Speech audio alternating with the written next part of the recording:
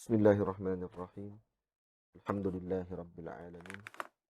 Salatu wassalamu ala ashrafil mursalin sayyidina wa nabiyyina Muhammad ibn Abdullah rasulil amin wa ala alihi wa ashabihi wa man tabi'ahum bi ihsanin ila yaumiddin. Subhanaka la ilma lana illa ma 'allamtana innaka antal alimul hakim. Rabbi shrah li sadri wa yassir li amri wahlul 'uqdatam min lisani yafqahu qawli. Rabbi yassir wa la tu'assir wa bitamim bi khair wa ba'd. Alhamdulillah, pertamanya kita mengucapkan setinggi syukur kepada Allah Subhanahu wa taala kerana dengan izin dan kurnia daripada Allah dapat sama-sama kita berkumpul sekali lagi dalam Rauhah Asar di waktu di Malaysia dan di Mesir dengan pada jam sekarang 11.23. Anjuran bersama Ruwaq Jawi dan Ma'tafiz Al-Imam Syafi'i, pimpinan Al-Fadhil Ustaz Zuhair Abdullah hafizahullah ta'ala. Semoga Allah Ta'ala memberikan kebaikan dan juga panjangkan umur para guru kita dengan berkat Nabi kita Muhammad sallallahu alaihi wa alihi wasallam. Jadi yang dirahmati Allah Subhanahu wa taala sekalian, kita akan sambung semula bacaan kitab Isbadul Aman fi Tarjamati wa Syarhi Bughyatil Ikhwan wa Riyadatis Sibyan, karangan Al-Imam Ramli radhiyallahu taala anhu, pada bait yang ke-46. وبعدما يشرق نور العقل قال المصنف رحمه الله تعالى ونفعنا بعلومه وعلوم مشايخنا في الدارين آمين يا رب العالمين. وبعدما يشرق نور العقل على الصبي يؤمر أن يصلي, dan setelah anak ini dilimpahi dengan cahaya akalnya, yaitu dengan tamyiz. Ini setelah sampai umur anak tersebut tamyiz, ala as-sabi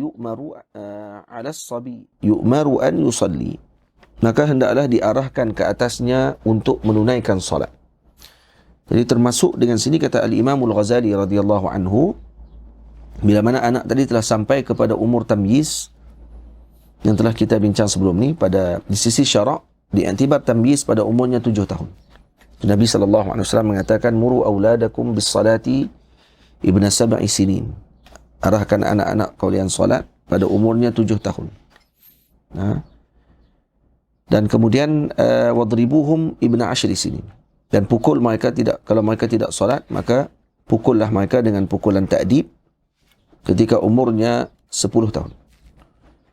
Karena budak, kalau seorang tadi kalau dilentur pada awalnya, seperti dalam bahasa Melayu kita sebut melentur buluh biar dari rebungnya, ini kalau disuruh sejak daripada permulaan kehidupan anak tersebut, iaitu pada permulaan akalnya mula bercahaya, iaitu dengan tamyiz, maka ini akan menerbitkan istiqamah di dalam hatinya. Jadi kena biasakan dia dengan perkara yang baik. Karena itu disuruh dia dengan solat pada umurnya 7 tahun, berterusan sehingga umurnya 10 tahun. Maksudnya dalam tempoh 3 tahun. Yang ini disuruh pada setiap hari dengan solat. Dan Nabi SAW tidak mengarahkan ibu dan ayah pada waktu tersebut untuk memukul anak-anak. Dia cuma disuruh saja. Sebab itu disebut sini, ala sabi yu'maru an yusalli, diarahkan mereka untuk solat. Jadi kalau masuk saja waktu solat, ketika anak tadi dah umurnya 7 tahun ke atas, maka hendaklah ibu ayah tadi menyuruh anak tadi solat. Tanya kepada dia solat ke tidak, dan sebagainya. Kata Al-Imam Al-Ghazali radhiyallahu anhu dalam Ihya,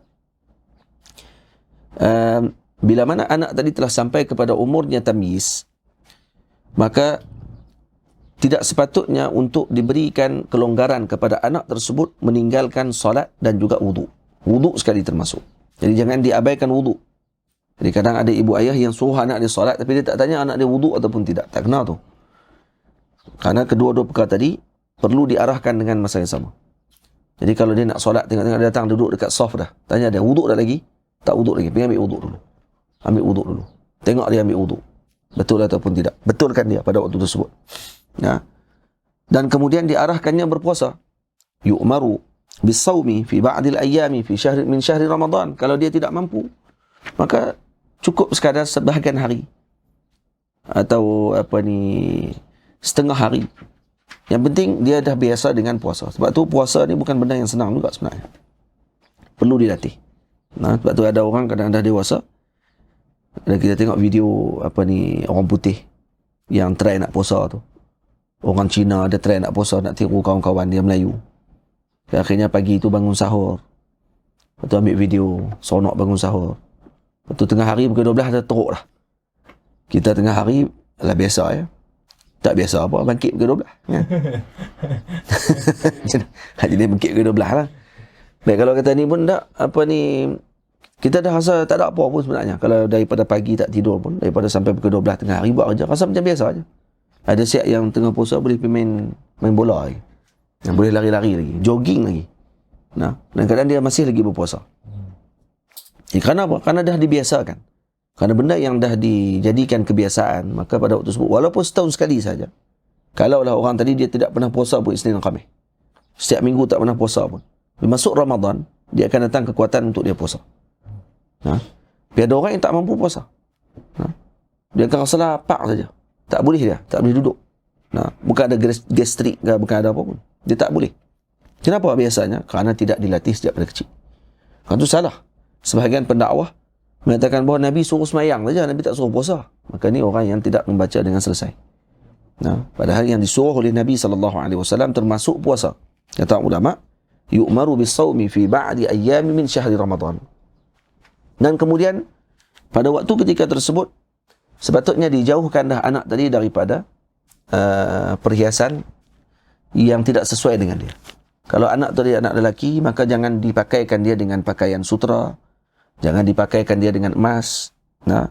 Karena para ulama bincang dalam masalah dipakaikan emas kepada anak-anak lelaki, boleh ataupun tidak, sebelum umurnya tamyiz. Sebagian para ulama mengatakan hukumnya adalah harus.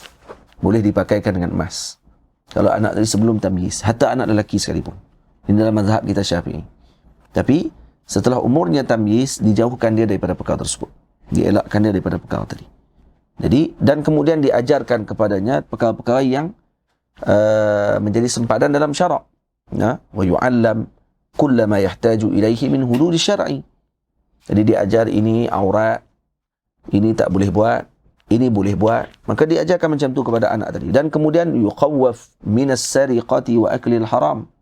Kemudian menakut-nakutkan dia dengan melakukan curi dan sebagainya. Jangan ambil barang orang, kena bagi tahu. Kena maklumkan kepada dia, jangan diambil tanpa izin. Kena minta izin dulu.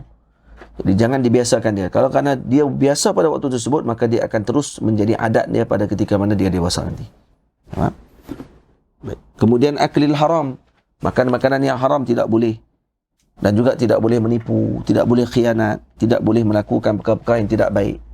Al-fuhsh, yang berkait dengan kemaluan dan sebagainya.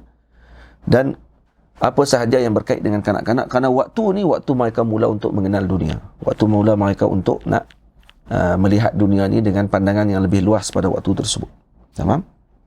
Jadi kerana tu perlu bagi ibu dan ayah untuk menjaga perkara tersebut. Dan kata para ulama juga, pada waktu yusyriq nurul aqli, waktu ketika mana yusyriqu nurul aql, ketika akalnya dah mula bercahaya pada waktu tersebut dengan tamyiz, diajarkan anak tadi dengan Nabi kita Muhammad SAW. Maksud dikenalkan anak-anak ini dengan baginda Rasulullah SAW. Diajarkan siapa nama Nabi Muhammad, siapa nama datuk Nabi, ayah Nabi, siapa nama datuk Nabi.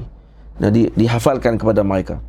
Dan disebutkan kepada mereka berkenaan dengan tempat lahir Nabi, tempat wafatnya Nabi SAW, siapa nama ibu Nabi, warna kulit Nabi. Yang ni syama'il, dibacakan syama'il secara umum.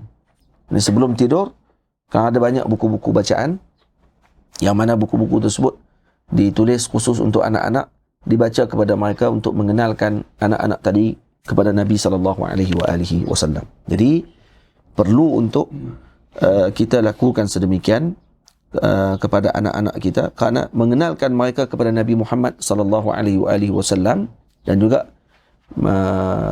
mengenalkan mereka tadi kepada ahli keluarga Nabi kita Muhammad SAW. Ini akan membaikkan akhlak dan juga peribadi mereka. Kerana al-mar'u ala dini khalilih. Seorang tu bersama dengan agama kekasihnya, temannya. Kalau ditemankan dia dengan Rasulullah sallallahu alaihi wasallam, dikenalkan anak-anak kita tadi dengan ahli keluarga Nabi dan juga para salihin, maka anak tadi akan intiba', jadi patri dalam otaknya bahawa dia perlu untuk mengikuti jalan mereka-mereka ini. Maka pada waktu tersebut akhlaknya akan dibentuk dengan baik, insya-Allah taala. Nah, jadi kerana kita nak membentuk anak kita sendiri susah. Maka kita serahkan kepada Tuhan yang Maha Agung untuk memberikan pembentukan tersebut, dan diserahkan kepada Sayyidina Rasul sallallahu alaihi wasallam, pembimbing umat ini sendiri. Kerana baginda sahajalah yang boleh menyelesaikan perkara tersebut. Maka lazimkan anak-anak tadi dengan perkara tersebut. Lazimkan dia dengan baginda Rasul sallallahu alaihi wasallam. Insya-Allah anak-anak tersebut akan sentiasa diberikan panduan oleh Allah Subhanahu wa taala, khusus pada zaman ini yang penuh dengan ujian dan sebagainya. Tamam? Baik. Jadi kerana itu ini disebut dalam kitab-kitab tauhid. Wajib diajarkan kepada anak-anak kita dengan perkara-perkara asas dalam akidah. Yang pertamanya dikenalkan dengan Rasulullah dulu. Dikenalkan dengan Rasulullah. Kenapa? Karena Rasulullah sallallahu alaihi wasallam berada di alam zahir yang kita nampak di depan mata, dan ini adalah utusannya Allah. Kalau kamu percaya ini utusan Allah, bermakna secara automatik kamu akan percaya bahawa adanya Allah. Betul? Lepas tu orang yang percaya bahawa Al-Quran ini adalah kitabullah, secara automatik dia akan percaya bahawa ini adanya Allah. Macam mana dia percaya Quran, dia tak percaya dengan Allah? Mustahil. Kerana ini kalamullah. Kalau itu kalamullah, bermakna ini adalah salah satu daripada sifatnya Allah Ta'ala, iaitu Al-Kalam. Maka sudah tentu dia akan percaya dengan wujudnya mutakallim. Ini Allah Subhanahu Wa Ta'ala. Begitu juga yang mempercayai adanya utusan Allah, bermakna dia akan percaya bahawa adanya Tuhan yang mengutuskan utusan tersebut. Tamam? Jadi, kerana itu Nabi SAW kata, alimu awladakum atau adibu awladakum ala salatati khisalim. Ajarkan anak kalian dengan 3 akhlak. Hubbi nabiyikum. Kerana automatik mencintai Nabi akan terus mencintai Allah Ta'ala. Itu dalam Quran Allah sebut, in kuntum tuhibbuna Allah fattabi'uni yuhibbukumullah wa yaghfir lakum dhunubakum. Kalau kamu cintakan Allah, ikuti aku, kata Nabi, maka Allah akan cintakan kamu. Maka makna di sini, Nabi SAW adalah wasilah yang paling agung, pintu yang paling utama untuk memasukkan anak-anak kita dan keluarga kita dan diri kita sendiri melalui pintu tersebut. Maka kita tidak akan disia-siakan. Tamam? Baik. Kemudian, ini pada ketika anak tadi telah mencapai umur tersebut. Jadi jangan diabaikan. Setiap masa ibu ayah perlu untuk memberi perhatian dengan perjalanan umur anaknya. Kita insya-Allah tak akan lupa benda tersebut. Insya-Allah. Kenapa? Kerana kita setiap tahun akan sambut hari kelahiran anak kita. Ayah yang kasih kepada anaknya, ibu yang kasih kepada anaknya, tentu dia akan ingat tarikh lahir anak dia. Dan kemudian dia akan sambut birthday anak dia tersebut. Bila sambut birthday anak tadi, maka dia kena catat dah. Ini dah permulaan fasa yang kedua bagi anak saya. Ini fasa pertama dah selesai. Daripada umurnya 1 tahun sampai umurnya 6 tahun, sebelum masuk 7 tahun. Ini fasa ni dah selesai dah. Fasa memberikan perhatian kepada dia, ikut saja dia cakap apa. Kemudian fasa bermain dengan dia dengan sungguh-sungguh. Fasa umur 7 tahun ni fasa mula dah masuk kepada permulaan taklif. Tak taklif lagi, permulaan. Kerana untuk dia kenalkan bahawa dia bukan hidup di dunia ni untuk main-main saja. Sebab sebelum tu dia main. Umur dia waktu sebelum tu adalah umur dia untuk dia main betul-betul. Faham tak? Dan masuk umur 7 tahun dah mula dengan arahan. Kerana waktu ni waktu yusyriqul aql. Yusyriq nurul aql. Waktu ni dia dah boleh dah fikir, apa tujuan aku dijadikan oleh Allah Ta'ala. Ini tujuannya. Kita yang akan maklumkan. Jadi biar kita jadi guru pertama kepada anak kita. Jangan bagi orang lain jadi lagi. Kita dulu yang maklumkan kepada dia wajib solat. Solat ni wajib 5 hari. 5 hari pula dah. 5 hari teruk lah. 5 hari sekali. Jam. Solat ni wajib sehari 5 kali. Dia ada waktu subuh, ada waktu zuhur, ada waktu asar. Terang kat dia. Jadi biar dia tengok rutin tersebut. Jadi Muslim ini adalah umat yang sangat orang panggil apa? Mengambil berat tentang waktunya. Tahu waktu zuhur ni, waktu subuh dia ada waktunya. Zuhur ada waktunya. Dan kalau ditanya kenapa perlu semayang, terangkan kepada dia dengan perkara yang boleh hampir kepada akal dia untuk dia fikir. Nah, kerana kita ada Tuhan. Nah, kalau dia kata Tuhan tak nampak, Tuhan bukan tak nampak, tapi sebab kita yang tadilah. Nah, Tuhan ada, cuma kita tak nampak.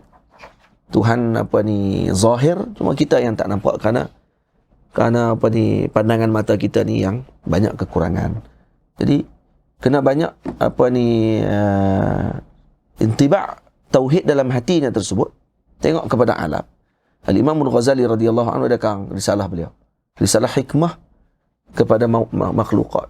Mana saya tengok ada kitab ni, antara risalah yang tulis oleh Al-Imam Al-Ghazali radhiyallahu anhu dalam bab aqaid, dia kata apa? Hikmatu fi makhluqatillah azza wa jalla. Risalah tu cerita bahawa hikmah kejadian yang Allah Ta'ala jadikan di muka bumi ini. Risalah tu kalau diterjemahkan, comel. Kenapa? Kerana dia menceritakan tentang hikmah alam ini. Dan jadi menjadikan dia sebagai petunjuk kepada wujudnya Allah Subhanahu Wa Ta'ala. Ya. Khusus kalau kata disebutkan, ataupun kita sadurkan balik dengan Sawbil Jadid, dengan cara tulisan yang baru untuk sampaikan kepada anak-anak, itu sangat bagus. Kenapa? Allah Ta'ala hikmah jadikan matahari. Apa hikmah Allah Ta'ala jadikan bulan? Apa hikmah Allah Ta'ala jadikan burung? Kenapa burung ni tengkoknya panjang? Kenapa kakinya tidak ada bulu?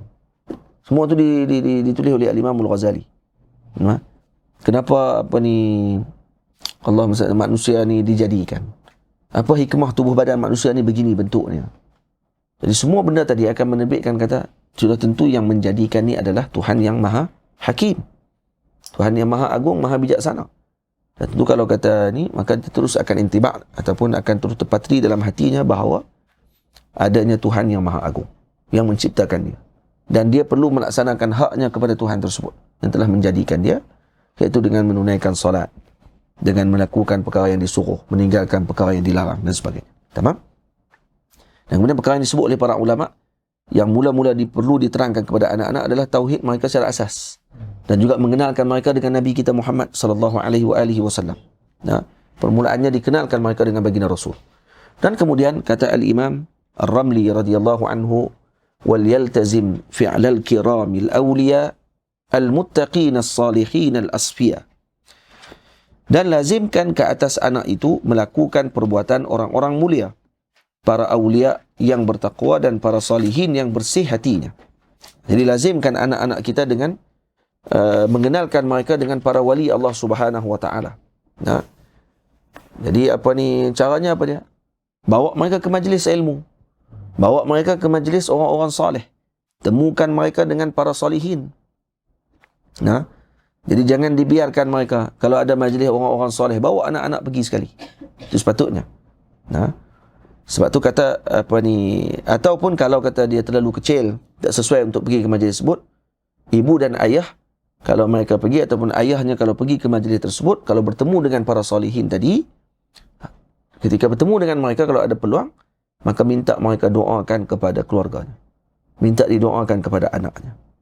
Itu kata Al-Imam Zarnuji radhiyallahu anhu dalam Ta'limul Muta'allim fi Tariq Ta'allum.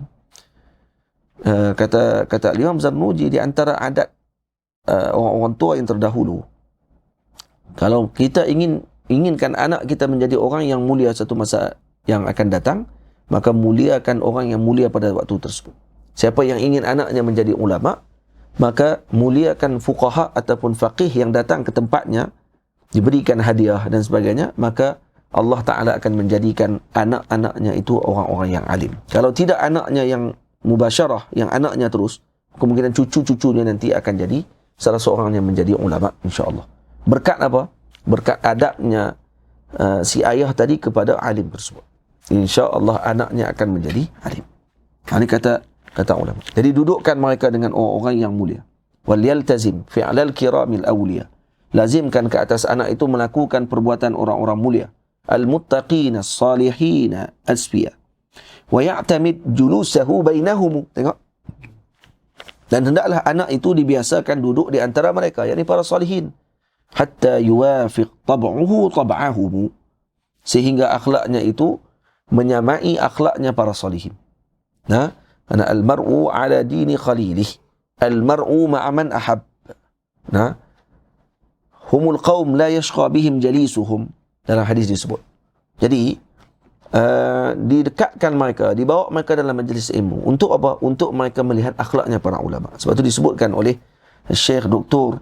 Muhammad Khair Fatimah, kata beliau, antara adabnya para salihin, pernah kali beliau melihat Syekh Ahmad Kaftaru, kalau tidak silap. Ini antara ulama besar daripada negara Syam, daripada Syria. Ketika mana dalam majlis dihadiri oleh anak-anak, kalau ada makanan didahulu kepada anak-anak. Maka Syekh Ahmad Kaftaru pada waktu tersebut dia maklumkan, Ahmad Kaftaru ni antara mufti di Syam. Dan beliau memaklumkan pada majlis pada waktu tersebut, kenapa bagi dekat anak-anak dulu? Karena nak bagi dalam hati anak-anak ni gembira berada dalam majlisnya para ulama. Itu ya. Karena kalau orang alim tadi layan orang-orang besar dulu, mereka ni memang dah tahu dah main majlis dia kerana nak duduk dalam majlis ilmu. Budak-budak kadang dia tak tahu sebab apa dia datang. Nah, kenapa aku perlu datang dalam majlis ni? Ada apa kan? Maka ibu ayah yang perlu untuk berikan peranan, dan juga guru yang dalam majlis tadi pun beri peranan. Bagi makan kepada dia. Kerana nak bagi dia gembira. Oh, dalam majlis ulama ni seronok. Kerana dilayan. Nah, hatta dengan senyuman sekalipun. Lepas tu Maulana Syekh Ali Jummah hafizahullah ta'ala pernah menegur ketika mana ada sebahagian ibu ayah yang marah ketika anak-anak bermain dalam majlis. Dia janganlah sampai main teruk sangat lah. Kalau masjid tu besar, betul pakai duk main kat belakang tu biasa. Budak-budak berlari tu biasa. Yang jangan lari tu, pak budak tu. Pak budak duk berlari belakang tu. Itu Tok Guru kena turun. Kan? Sekeh pala. Tapi kalau kata budak-budak main tu benda biasa. Cuma mak ayah kena kawal lah. Mana satu hari di Masjid Sultan Hasan, dia ceritakan anak-anak duk main di belakang. Bising. Syekh tengah mengajar di depan. Kemudian ada yang sebahagian taklah bising sangatlah, bukannya bising sampai tenggelam suara Syekh. Tapi waktu tu Syekh Ali Mufti baru mengajar di Masjid Sultan Hasan. Sedang duk mengajar tadi ni, tiba-tiba tengah budak-budak duk berlari, ada sebahagian orang tua-tua duk tepuk apa ni lantai, marah. Ketika mana anak-anak tadi berlari. Kita duk tepuk-tepuk tu, duk suruh duduk diam kan. Uskut. Duk suruh duduk diam. Kata kat budak-budak. Budak-budak pun jadi terdiam, takut dengan orang tua tu duk marah. Maka apa kata Syekh Ali? Sibuk. Syekh Ali kata, biarkan dia pemain. Kenapa dibiarkan mereka? Biarkan mereka nanti akan letak dalam fikiran mereka, dalam nostalgia hidup mereka, bahawa kami dulu pernah datang ke masjid. Di dalam masjid ni ada majlisnya seorang syekh, yang syekh duduk di depan, ayah kami, ibu kami duduk di depan syekh tadi dengan penuh beradab. Mereka duduk tengok tu sebenarnya. Walaupun nampak mereka dalam surah bermain pada waktu tu. Tapi mata dan juga perhatian mereka tertumpu kepada akhlak ibu dan ayah mereka. Tengok ayah mereka duduk pegang kitab, pegang pen, mencatat. Kemudian kadang-kadang dia main dekat ayah dia kata, shh, tu dia. Nak dengar syekh tu cakap. Yang tu semua walaupun dia patut dia main balik. Tapi dalam otak dia fikir dah. Dia dah mula dah masuk. Cuma dia masuk sikit, dia dah ada dalam kotak fikiran, cuma dia tak bawa keluar lagi je. Sebab budak ni sekali kita bagi tahu, dia akan terus lekat dalam otak dia. Cuma bila dia nak guna balik dalam otak dia tadi, itu bila saja. Hak tu yang akan tentukan balik nanti. Dan cepat, budak-budak ni dia cepat untuk dia terima pelajaran. Jadi kalau ditegur 2-3 kali, so dia akan ingat selepas tu. Majlis macam ni kena diam. Di depan tu ada guru sedang mengajar. Jadi kata Syekh Ali, biarkan otak mereka tercatat nostalgia bahawa mereka pernah hadir dalam majlis ilmu. Cukup yang tu. Dan kemudian yang kedua, jangan takutkan mereka. Jangan marah mereka. Kenapa? Kerana nanti letak dalam otak dia, ini tempat menakutkan. Syekh Ali kata, jangan kamu yang jadi penyebab kepada menyebabkan kanak-kanak jadi takut dengan masjid. Kenapa? Kerana disebabkan ada orang-orang yang garang dalam masjid tu. Kami main je, terus kena marah. Terus kena, di sini. Tempat susunan anak-anak solat, itu disebut dalam syarak. Itu kita tak boleh nak komplain disebabkan kerana ada sebahagian masjid yang bagi tempat dan sebagainya. Kerana sebahagian masyarakat kita ada yang kita kena raikan, yang mereka tidak sunat lagi. Tak bersunat lagi waktu ketika kecil. Beza dengan Arab. Arab biasanya dah sunat lagi pada kecil lagi. Jadi kalau budak-budak main duduk di celah saf, yang tu tak ada jadi masalah apa. Tamam? Tapi kalau di tempat kita, kalau buat macam tu, masalah nanti. Takut lagi duduk peluk kaki orang tua pula yang dia tak sunat lagi. Dia pula baru lepas kencing, kalau pakai pampers pula, lagi masalah. Kan tu macam-macam masalah. Jadi ibu ayah kena raikan benda tersebut. Jangan duk kira nak rot mazhab orang. Dan mazhab tu pun kena raikan juga.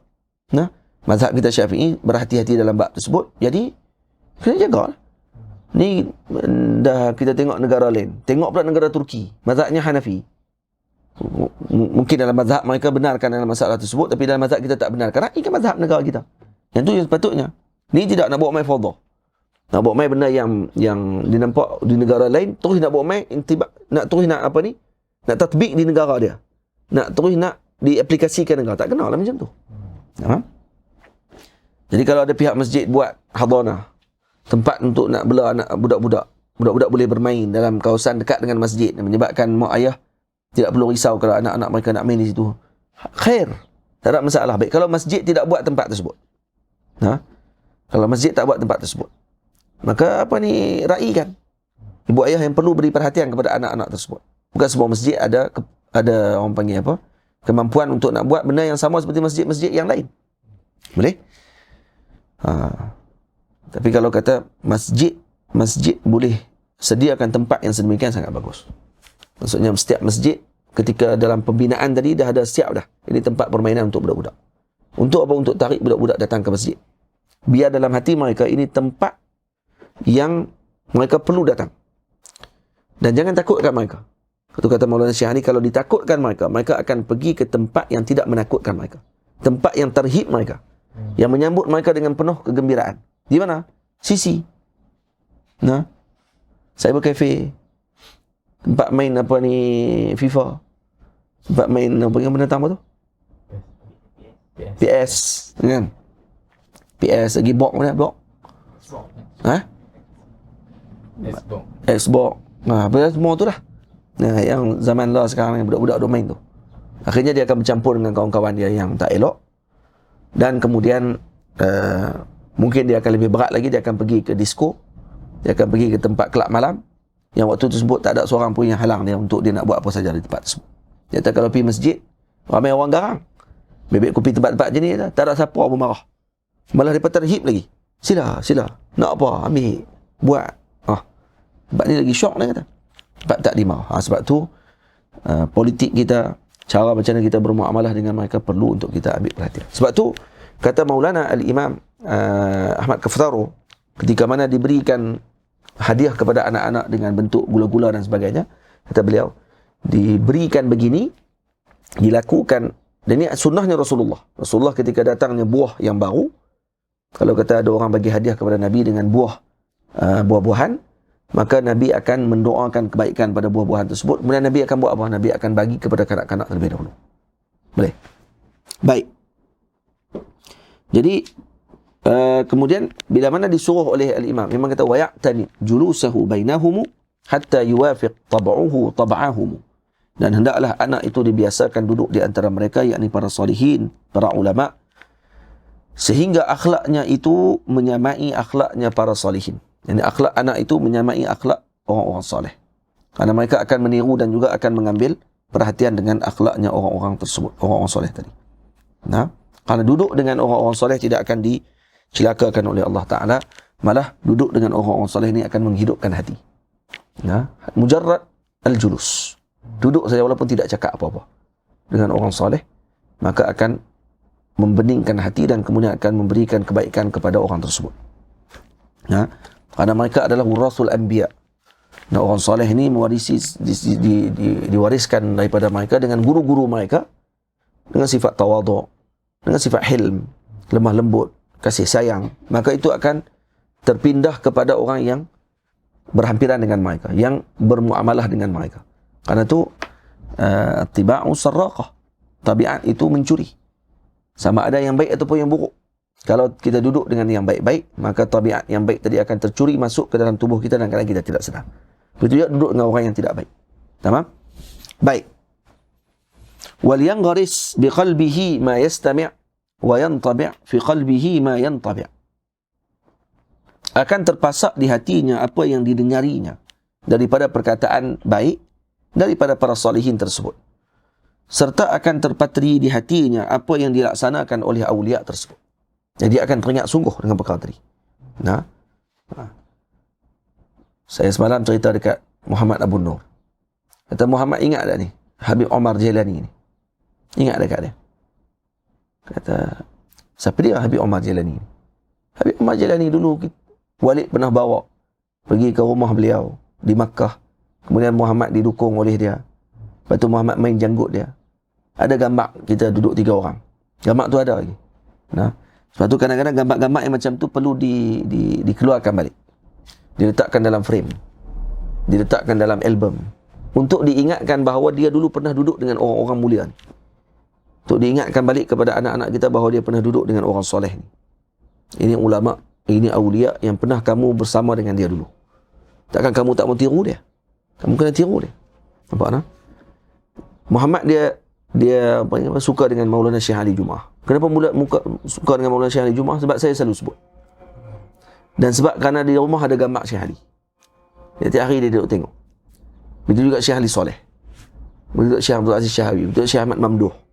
Kerana saya selalu sebut, maka akhirnya dalam otak dia dulu dia takut dengan masyayikh ni, dia takut. Nama masyayikh kan janggut semua. Lepas tu Syekh Arab pula badan besar. Dia pun takut nak jumpa. Tapi dengan Syekh Ali dia cukup nak pergi. Masa Aisyah Siddiqah ditahnik oleh Maulana Syekh Ali di Masjid Syekh Ali. Waktu nak tahnik tu, Muhammad pun pergi juga. Dia pun nak suruh tahnik juga dia. dia dah besar sikit dah waktu tu. Umur dia dalam berapa tahun? 7 tahun waktu tu. Ke 7 tahun apa? 3-4 tahun waktu tu. Dia dah nak dah sangat-sangat waktu tu nak dekat dengan Syekh Ali. Kalau sebut bila jumpa Syekh Ali, maksudnya sangat disebabkan kerana kita selalu sebut, menyebabkan dia ada perasaan sebut pada diri dia untuk nak tengok. Bagaimana dengan Rasulullah sallallahu alaihi wasallam? Kalau kita selalu sebut tentang Rasulullah, takkanlah dia tidak akan teringin dalam hati dia untuk nak bertemu dengan Rasulullah sallallahu alaihi wasallam. Jadi sebab tu semuanya dengan didikan. Kita perlu kenalkan mereka, bawa mereka untuk bertemu dengan orang soleh. Dan bila duduk dengan orang soleh, kita akan secara automatik ataupun tidak langsung kita akan ajarkan akhlak. Buat dengan orang tua-tua, orang soleh nak buat macam mana? Salam, cium tangan. Jadi kita nak buat apa lagi? Jangan cakap yang tidak elok. Kalau dia cakap tak elok juga waktu tu, tegur dia. Kerana budak ni biasa dia lupa. Tapi lama dia akan ingat. Selepas itu dengan baik. Faham? Jadi mendudukkan mereka dengan orang-orang soleh, mendekatkan mereka, berada bersamakan mereka dalam majlis, itu adalah perkara yang sangat dituntut. Nah, kerana itu kata Syekh Syuaib, beliau mengatakan ma lazzatul 'aishi illa suhbatul fuqara humus salatin was sadat wal umara. Nah, fashabhum wa ta'addab fi majalisihim wa qalli hazzaka mahma qaddamuka wara. Ma lazzatul 'aishi illa suhbatul fuqara. Apa lagi yang lebih lazat? Ma lazzatul 'aishi illa suhbatul fuqara. Illa suhbatul fuqara. Maksudnya kelazatan dalam kehidupan ni adalah dengan bersahabat dengan para fuqara, yakni para salihin. Humus salatin was sadat wal umara. Mereka adalah sultan. Mereka adalah sadat, ketua-ketua dan juga tuan-tuannya kita. Wal umara. Dan mereka adalah pemimpin-pemimpin. Nah, mereka hakikatnya adalah pemimpin yang sebenar. Yang ini pemimpin apa? Pemimpin kepada qulubuna. Pemimpin kepada hati-hatinya kita. Jadi siapa Syekh Syuaib ni yang menyebutkan syair ni, Al-Imam Abu Madian Al-Maghribi radhiyallahu anhu. Nah, yakni sahib kepada syarah hikam yang masyhur. Boleh. Jadi jangan kita abaikan tentang kedudukan dan juga keberadaan anak-anak kita, dikenalkan mereka dengan orang-orang salihin, orang-orang soleh. Tamam? Kemudian apa lagi disebut oleh al-Imam wa yahtafiz bihi 'anil juhali, bait yang ke-50, wa kulli ahli al-fisqi wad-dalali, dan jagalah anak-anak daripada orang yang jahil dan daripada semua orang-orang yang fasik dan sesat. Jaga anak-anak kita, jangan bercampur gaul. Hatta kata al-Imam Basaudan, hatta jangan memperlihatkan mereka kepada orang jahil. Li'anna an-nazara ila man yalbasu amran qabiha yuhawwinu qubha dhalika al-amri fi 'aini an-nazir. Kenapa? Karena memperlihatkan mereka dengan yang tidak baik yang dilakukan oleh orang-orang jahil, ini akan menyebabkan orang yang melihat tadi, ketika mana dah biasa melihat, maka dia akan rasa benda tu ringan. Faham tak ni? Kita kalau kata duduk tengok orang yang kita tak pernah tengok orang bercium depan orang. Betul? Di tempat kita tak pernah orang duduk bercium mulut depan orang. Malu kita. Tiba-tiba kita pergi ke negara barat, kita tengok ada orang duk bercium depan kita. Hari pertama mungkin kita akan rasa, ish, apa dia buat macam ni? Hari pertama. Hari kedua lalu kita tengok, ish, rasa ish lagi. Masuk hari keempat, biasa. Buat ni biasa, macam tu. Last sekali, dia dah rasa tak ada apa lah. Kosong dalam hati dia, perasaan tak ada ish dah. Dia tak ada dah, awak yang jadi macam ni, awak tak ada. Kenapa? Kerana dah biasa. Kenapa? Kerana yuhawin. Kerana selalu melihat perkara tersebut, lepas tu kata ulama, kathratu al-masas taqtulul ihsas. Kata ulama, ni kaedah dia. Kasratul masas taqtulul ihsas. Jadi banyak bersentuh itu akan menyebabkan hilangnya syu'ur, hilangnya perasaan. Nah, seorang kalau duduk tepi pantai, tengok orang pakai bikini, na'udzubillah, tengok orang pakai seluar dalam, perempuan, mula-mula tengok terjegir biji mata, tak. Tapi kalau main dah 5-60 kali duduk lalu depan dia, dah kira dia tak ada apa lah. Hatta kalau telanjang pada buat tak layan pada waktu tersebut. Kenapa? Kerana kasratul masas taqtulul ihsas. Kaedah ni boleh diguna dalam semua keadaan. Kaedah ni guna pada semua keadaan. Hatta kita hubungan kita dengan isteri kita, hubungan kita dengan anak-anak kita. Kalau selalu main sangat pun akan menghilangkan ihsas. Sebab tu dia ada waktu main, ada waktu main. Ada waktu serius, waktu serius. Ada waktu bergelak, kita bergelak. Itu maksud dia. Kerana kasratul masas taqtulul ihsas. Kita dengan isteri pun macam tu juga. Tiap-tiap hari kerja nak pegang bini dia aja. Maka tu pun akan menghilangkan syu'ur. Maka dia kena jarang-jarangkan. Bukan maksudnya hari ni pegang, hari esok tak pegang terus. Dah duduk dalam rumah. Maksudnya, kalau guru saya dia bagi contoh, dia kata, isteri hatta dalam rumah, jangan berpakaian seksi pada setiap masa. Isteri. Hatta macam tu. Ni kalau tak ada anak-anak lah. Anak-anak semua duduk sekolah, semua dah habis dah. Dengan mak mak kat 57 dah. Kan? Kalau kata rumah pak pula mak 63. Tak ada orang dalam rumah. Anak-anak semua sekolah dah. Lagi mak pun duduk dalam rumah. Macam pakai sependa ada. Baik, boleh tak kalau kata seorang isteri duduk dalam rumah kerja pakai dengan pakaian seksi saja. Ataupun duduk dalam rumah tak pakai terus. Tak pakai baju dalam rumah. Dan duduk dengan lelaki aku, apa masalah dia? Ya, boleh, tidak ada masalah apa. Tapi kasratul masas taqtulul ihsas. Kalau kita selalu buat macam tu, akhirnya nanti suami kita dah rasa tak ada apa lah. Tapi cuba kalau tiap-tiap hari pakai macam biasa. Kadang-kadang kalau masak, dia pakai baju yang lengkap, elok apa semua sekali. Lah kalau baju kelawak tu boleh lah, tak ada masalah apa lah. Kan? Pakai baju kurung. Kadang-kadang pakai tudung, tengah masak pun pakai tudung. Atau orang tak ada rumah pun pakai tudung. Tengok ada satu hari tu pakai skirt. Ini pelik ni. Kenapa? Kerana jarang-jarang berlaku. Faham tak? Tu cara dia. Cara muamalah dalam keluarga. Jangan tiap-tiap hari pakai skirt. Tapi kita alhamdulillah orang apa ni? Orang Islam ni dia jaga adab dia. Hatta depan anak-anak dia pun jaga. Dia tak akan pakai macam tu depan anak-anak dia. Tamam? Jadi jaga anak-anak kita daripada juhal. Wa kulli ahli al-fisqi wad-dalal, hatta daripada melihat mereka. Sebab tu filem-filem dan sebagainya perlu dikawal. Sekarang kerana kita tak perlu lagi hantar anak kita ke negara barat. Negara barat tu masuk dalam rumah. Duduk dalam komputer kita. Tengok cerita.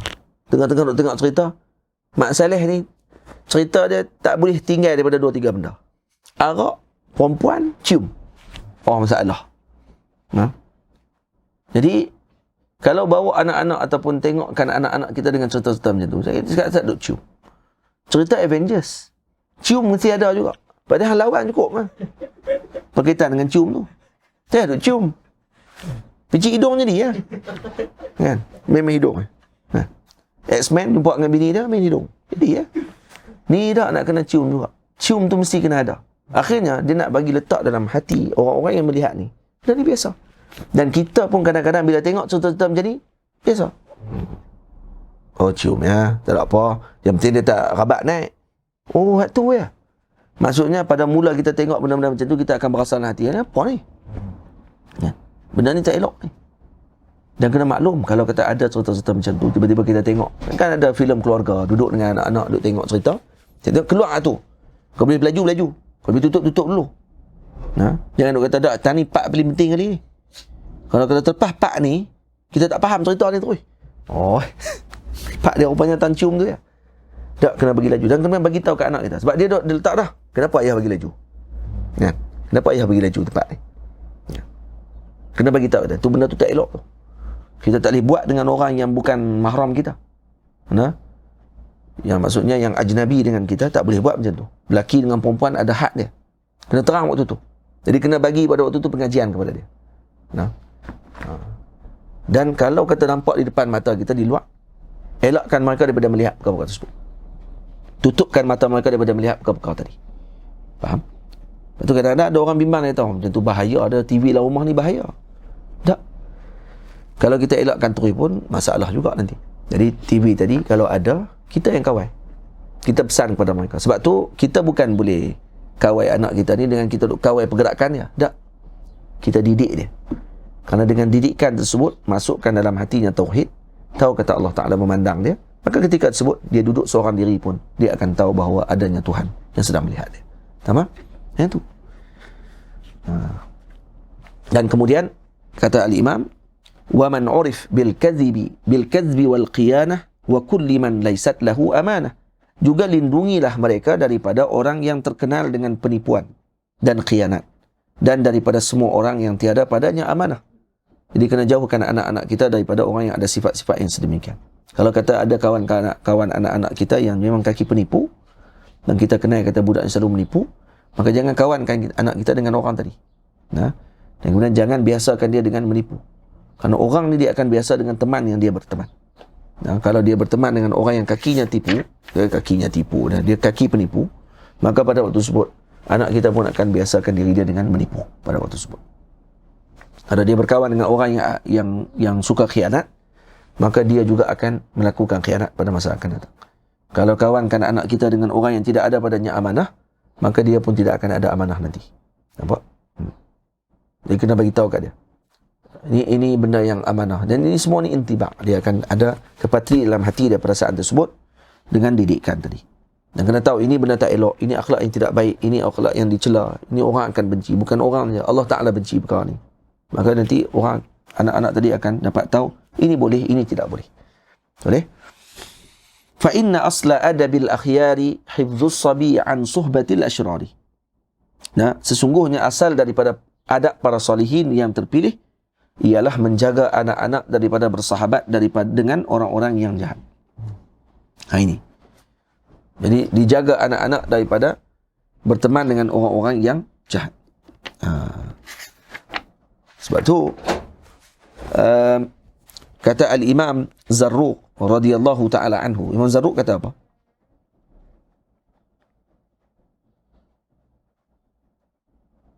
Ma rukiba fi ittiba'i mu'ayyanin fi ittiba'i mu'ayyanun lin-nufusi ala ma turidu.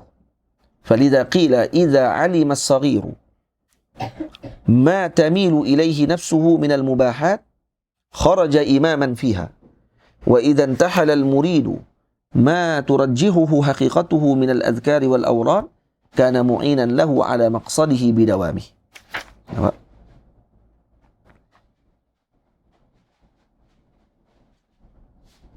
Dia kata ni ma rukiba fi ittiba' mu'inun, bukan mu'ayyan.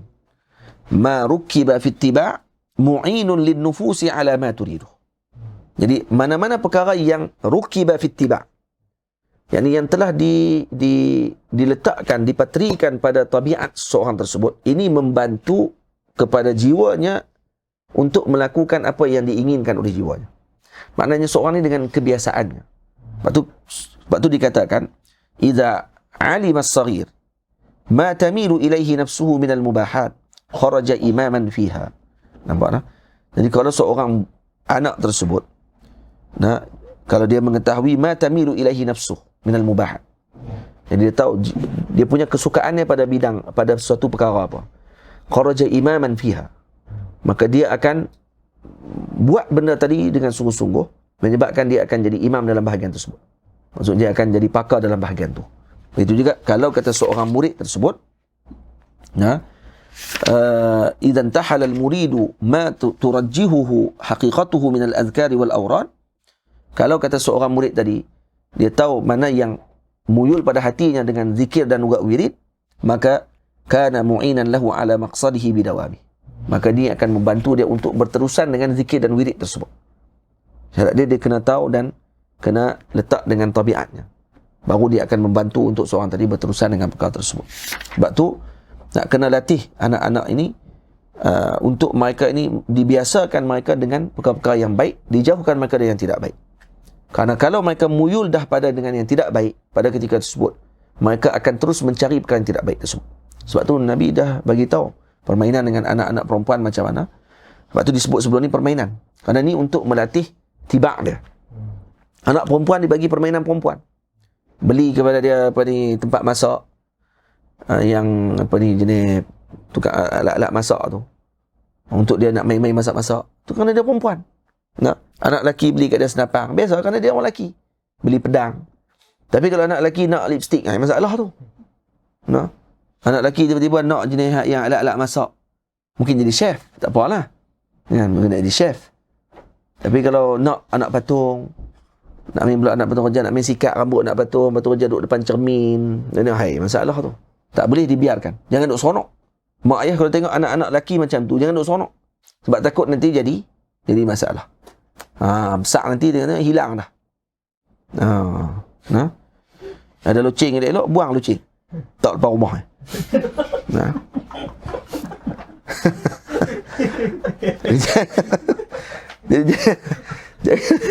Jangan duk biar anak-anak bagi hilang lucing dia. Lucing bukan tak lepas rumah ya. Jadi kena pesan. Ni tengok anak-anak duk main masak-masak, duk main goreng-goreng, cakap lembut-lembut, dia pun lembutnya anak gitu. Bodoh. Pak dengan mak dua-dua bodoh. Patutnya tak boleh cakap macam tu. Kamu tu orang lelaki, kena berani sikit. Sebut kat dia selalu dia lelaki. Mungkin dia terlupa. Kata dia lelaki. Dia tak perasan masuk bilik ayak, dia tak nampak dia punya. Lekat celah perut kot. Faham? Jadi sebab tu kena pesan selalu. Bagi dia nampak dia lelaki. Jangan duk bagi dia nampak macam orang perempuan. Kalau anak perempuan, bagi tahu kata dia orang perempuan. Orang perempuan kena malu. Orang perempuan ni tak boleh tunjuk aurat di depan orang. Ketika mana? Yushriqu nurul aql. Dan akal dah mula dah isyraq. Dah mula bercahaya pada waktu tersebut. Itu cara dia. Cara solihin ajak kepada kita ni. Benda simple saja. Tapi kalau diabaikan, ini akan bagi kesan besar pada masa akan datang. Terhadap pembinaan anak tersebut. Nampak tak? Kerana waktulah waktu yang paling besar untuk kita didik anak kita. Dan waktu ni lah waktu peranan ibu ayah sangat penting. Dan waktu ni lah anak-anak akan tengok siapa ibu dan ayah dia. Anak-anak kita, ketika mana dia duduk di asrama dan sebagainya, waktu tu dia dah mula jauh dengan kita. Dia akan ingat kita betul-betul bila ni waktu tempoh dia bersama dengan kita ni. Waktu ni nak tengok kita bagi perhatian ke tidak dengan dia. Nampak tak? Kalau kita abaikan mereka pada waktu ni, ini akan bagi kesan sampai tua mereka. Dia akan kata mak ayah dia biasa, tak bagi perhatian kepada dia. Lepas tu kadang-kadang Allahumma salli ala Sayyidina Muhammad, proses untuk meramaikan keluarga ini pun perlu untuk kita bagi perhatian. Lepas tu sebahagian masyayikh mengatakan bahawa ramainya anak pada waktu sekarang ni kadang-kadang jadi fitnah. Kalau kamu boleh cukup dengan anak yang kamu boleh bagi perhatian, itu lebih baik. Maknanya keluarga kamu, kalau kata anak kita kata ada 5-6 orang, kita boleh bagi perhatian. Untuk setiap mereka ni dapat perhatian, kasih sayang. Ini tak sampai setahun 2 orang. Bulan 1 beranak, bulan 9 lepas tu beranak pula seorang lagi. Bini tak ada rehat. Macam nifah tu lelaki dia aktif. Anak 13 orang. Baru lepas 13 tengok bunting pula. Kata yeah. Dan cerita 16 puasa. Bunting gajah. Kata dia, bunting gajah tu.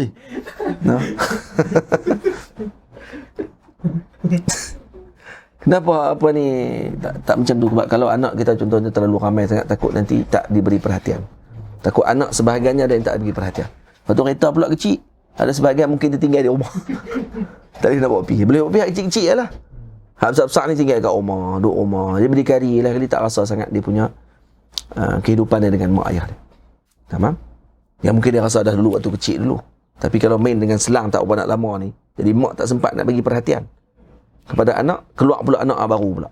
Maka sebab tu kata sebahagian masyayikh, tadinya guru kami Maulana Syekh Ali Jumaah, juga Maulana Syekh Ahmad Mamduh, juga Syekh Jamal Faruq pun pesan juga, dia kata apa ni, meramaikan anak pada akhir zaman ini menyibukkan kita dengan perkara yang tidak sepatutnya, dan kemudian takut kita terabai daripada memberikan tarbiyah yang sepatutnya pada anak-anak kita. Faham? Jadi dia katakan Nabi sukakan anak ramai. Kan Nabi kata Nabi berbangga dengan anak yang ramai. Maka kata Maulana Syekh Ali, ramai di situ dengan makna kualiti, bukan kuantiti semata-mata. Faham? Kerana umat ni dah ramai dah. Kalau hang tak beranak pun ramai dah umat ni. Ramai dah. Kalau kita beranak seorang pun, ada 10 keluarga, 10 orang anak, kan ramai juga tu. Tapi yang paling penting adalah kualiti, bukan kuantiti. Kerana kasrah di sini dipandang pada bentuk kualiti dia. Kerana kalau dilihat pada kam sahaja, yakni pada kuantiti, tidak dilihat pada kaif, yakni kuantiti dia, kualiti dia, maka pada waktu tersebut ramai anak tadi tidak memberikan apa-apa faedah. 13 orang anak, 13 anak penyangak. Seorang mak rempit, yang kedua kaki dadah, yang ketiga kaki betina, yang keempat sepak dia, yang kelima tak tahu jadi binatang apa, yang keenam apa ni, perompak. Weh, ini anak apa ni? Nah, jadi tidak ada seolah-olah macam tidak ada. Anak ramai pun macam tak ada anak sebenarnya. Tapi kalau kata ada anak 13 orang, seorang jadi tok imam, seorang jadi alim, seorang jadi faqih, seorang jadi muhaddis, seorang jadi mufassir, seorang jadi sufi, seorang jadi wahabi.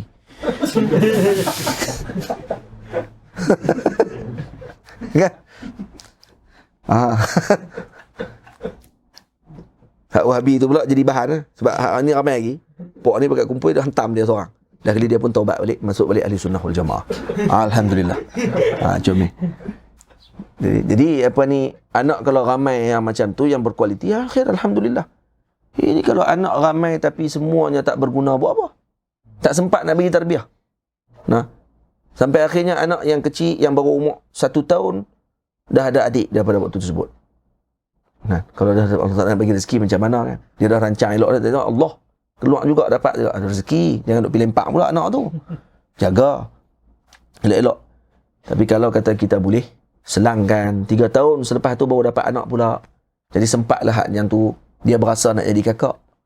Dia sempat pula nak bagi kasih sayang. Sebab dia dah diberi kasih sayang, dia pula nak bagi kasih sayang kepada adik dia, kerana dia dah faham pada waktu tersebut. Tu baru adalah tertib tu. Tentu kita sepatutnya. Baik. Sebab apa? Sebab yang paling penting adalah pada pembinaan keluarga tersebut. Kalau anaknya ada seorang, tapi anaknya tadi akhlaknya seperti Nabi SAW. Sayyidina Abdullah dengan Sayyidatina Aminah ada seorang saja anak. Iaitu siapa dia? Sayyidina Rasul. Nah, dan akhirnya jadi apa? Jadi ummah. Betul? Sayyidina Ibrahim anak ada berapa? Ada Sayyidina Ishaq, Sayyidina Ismail. 2 orang. Dah, yang masyhur lah. 2 orang. Dan 2 orang ni semuanya jadi mulia. Nah, semuanya menjadi nabi dan rasul dan memberi panduan kepada umat. Sayyidina Yaqub alaihissalam. Orang kata Sayyidina Yaqub anak 12 orang. Nah, seorang jadi nabi, yang lain semua lempak adik ni masuk dalam telaga. Apa pasal ni?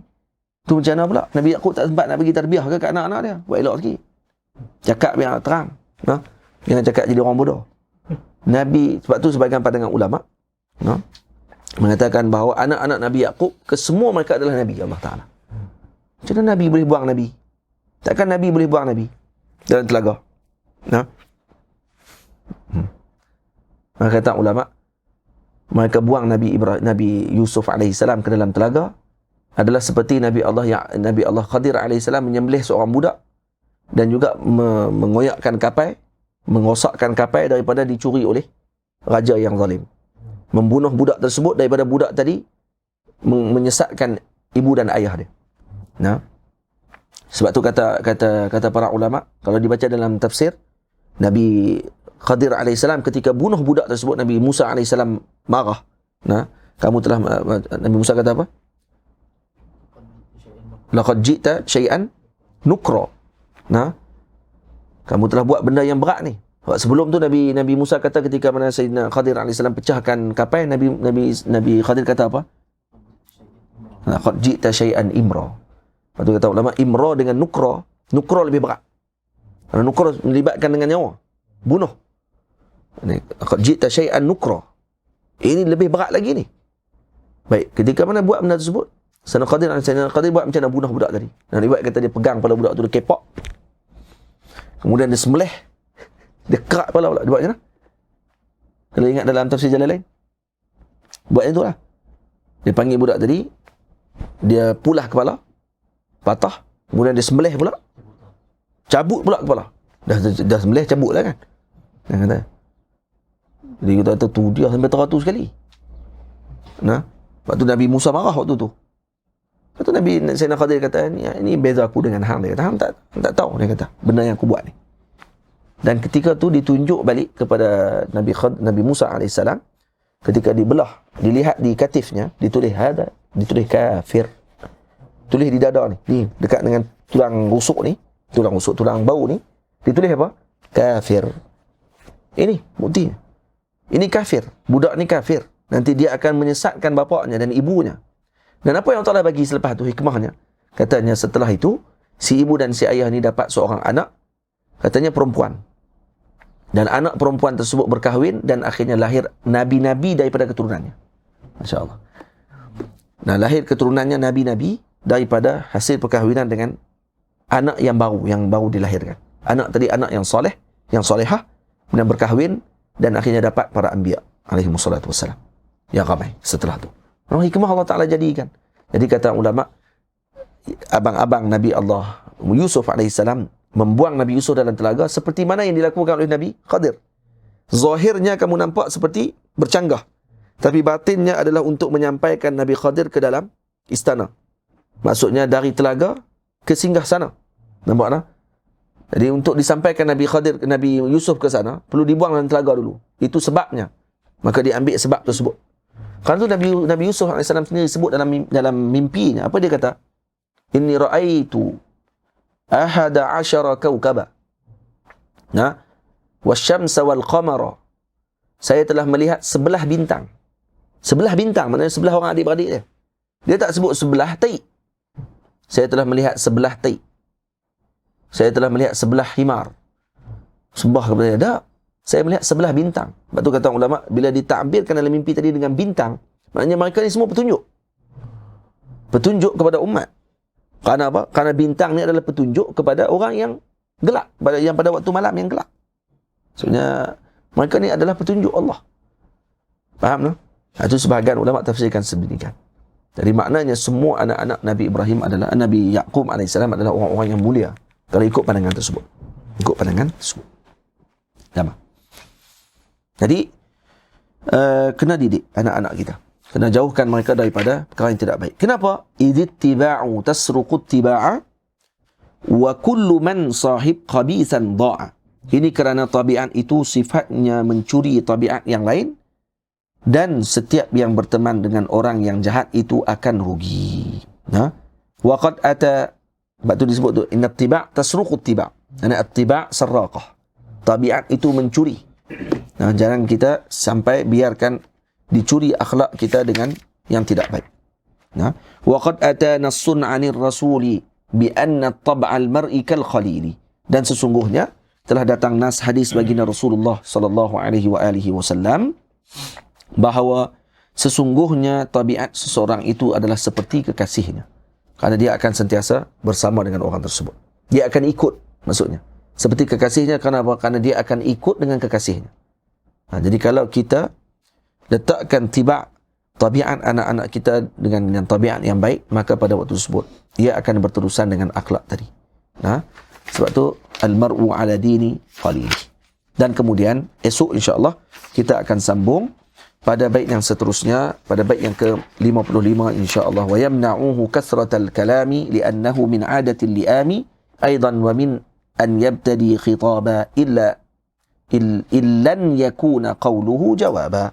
Ini adab ketika mana anak-anak tadi nak bercakap dengan orang tua-tua, dia ajar pula. Apa adabnya ketika nak berbicara dengan orang tua-tua.